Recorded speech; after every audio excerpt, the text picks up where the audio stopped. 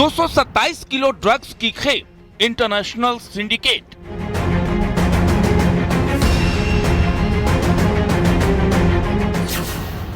भारत में पहली बार पकड़ा गया जिहादी ड्रग।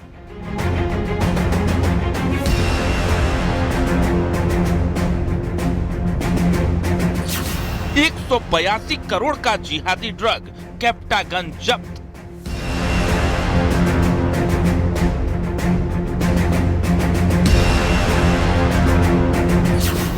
खतरनाक synthetic drug, middle east network.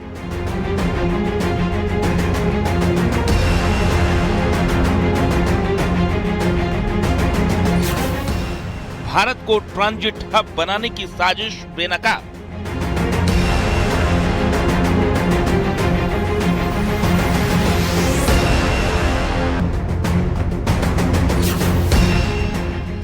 NCB का ऑपरेशन रेज पिल।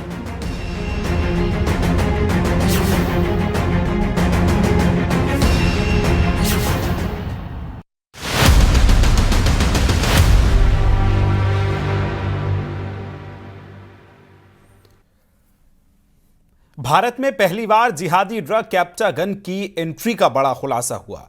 नारकोटिक्स कंट्रोल ब्यूरो ने 182 करोड़ रुपए से ज्यादा की कीमत की खतरनाक ड्रग्स की भारी खेप को जब्त किया है। जांच में यह भी सामने आया कि अंतरराष्ट्रीय ड्रग सिंडिकेट भारत को ट्रांजिट हब बनाकर मिडिल ईस्ट तक सप्लाई करने की साजिश रच रहा था। आखिर क्या है यह जिहादी ड्रग, कैसे होती है इसकी तस्करी और क्यों इसे सुरक्षा के लिहाज से बड़ा खतरा माना जाता है, इस रिपोर्ट में आपको दिखाते हैं।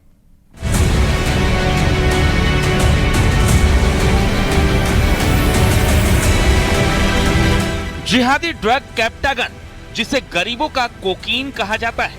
एनसीबी ने ऑपरेशन रेज पिल के तहत पहली बार कैप्टागन की बड़ी खेप जब्त की है।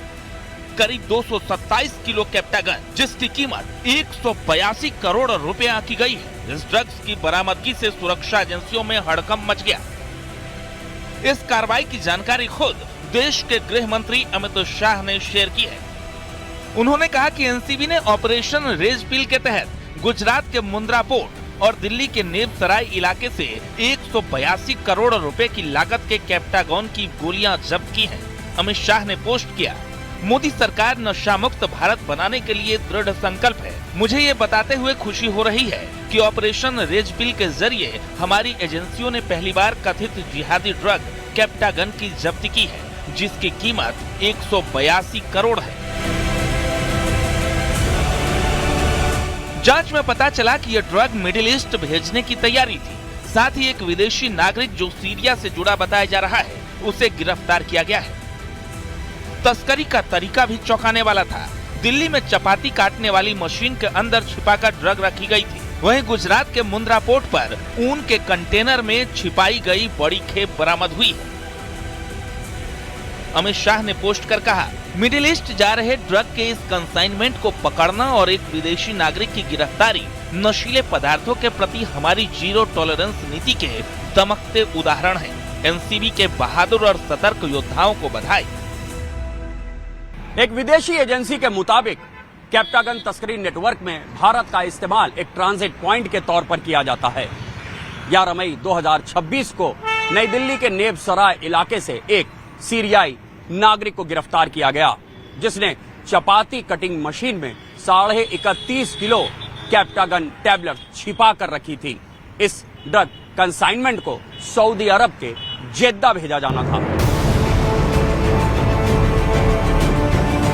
सीरियाई नागरिक से पूछताछ के बाद 14 मई 2026 को गुजरात के मुंद्रा के कंटेनर फैसिलिटेशन स्टेशन में एक कंटेनर से लगभग 196 किलो कैप्टागन पाउडर बरामद किया गया। इस कंटेनर को भेड़ की ऊन से भरा हुआ बताकर सीरिया से आयात किया गया था। ऑपरेशन रेज पिल के तहत पहली बार देश में इतनी बड़ी मात्रा में जिहादी ड्रग बरामद हुआ है। क्या है जिहादी drug Captagon? Synthetic stimulant drug, असली नाम फेनेथिलीन, 1960 के दशक में दवा के तौर पर बनाया गया था। खतरनाक लत और दुरुपयोग के कारण 1980 के दशक में पूरी दुनिया में बैन कर दिया गया। जिन्हें कॉमन भाषा में ये गरीब आदमी का कोकीन भी बोल देते हैं, क्योंकि थोड़ी सी उसके मुकाबले सस्ती मिलती है। इन दवाइयों को लेने से क्या होता है, जो कि वैसे बैंड हैं और इलीगल हैं और अब इंडिया में इनका यूज़ नहीं होता, पर अगर कोई जना इलीगल तरीके से इन्हें कंज्यूम करता है जिससे ज़रूरत ना हो या अपने वजन से ज़्यादा कंज्यूम कर लें, तो क्या होगा? हाइपर एक्टिव हो जाना, बड़ी बातें करना, ज़्यादा बोलना, नींद ना आना, बेचैनी होना, घर में चक्कर काटना और अजीब गरीब व्यवहार करना, यानी अपना आपा भी खो सकते हैं। बार बार इन दवाइयों के सेवन से ये भी पॉसिबल है कि उनके दिमाग पे ही असर आ जाए और इससे परमानेंट दिमाग की दिक्कतें भी हो सकती हैं। कैप्टागन ड्रग का इस्तेमाल अधिक समय तक जागने, डर और थकान को भगाने, अधिक आक्रामक बनाने में होता है। मिडिल ईस्ट के युद्ध वाले इलाकों में इस ड्रग के इस्तेमाल की खबरें आती रहती हैं। कैप्टागन को क्यों कहा जाता है जिहादी ड्रग? संघर्ष वाले इलाकों में इसका ज्यादा इस्तेमाल होता है। लड़ाके, चरमपंथी और आतंकियों के बीच इसका ज्यादा इस्तेमाल होता है। लंबे समय तक जगाने में ये मदद करता है। ये ड्रग लोगों को आक्रामक बनाता है, जोखिम उठाने की प्रवृत्ति को बढ़ाता है। जिहादी हिंसा में शामिल आतंकी इसका इस्तेमाल करते हैं और यही वजह है कि इस कैप्टागन को जिहादी ड्रग्स कहा जाता है। भारत सरकार ने देश को नशा मुक्त बनाने की मुहिम में एनसीबी की इस बड़ी कार्रवाई को बेहद अहम बताया है। Bureau report, news 18।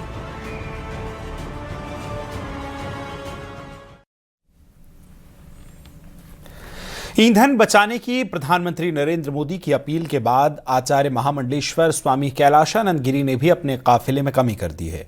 एक ही गाड़ी में सामूहिक रूप से बैठकर कैलाशानंद गिरी कार्यक्रम के लिए रवाना हुए। इस मौके पर उत्तराखंड सरकार के कैबिनेट मंत्री अनिल खेड़ा भी मौजूद रहे। स्वामी कैलाशानंद गिरी ने कहा कि प्रधानमंत्री की ये प्रेरणादायी पहल केवल ईंधन बचत तक सीमित नहीं है, बल्कि ये देश के प्रत्येक नागरिक को राष्ट्र के प्रति अपनी जिम्मेदारी निभाने का संदेश भी देती है।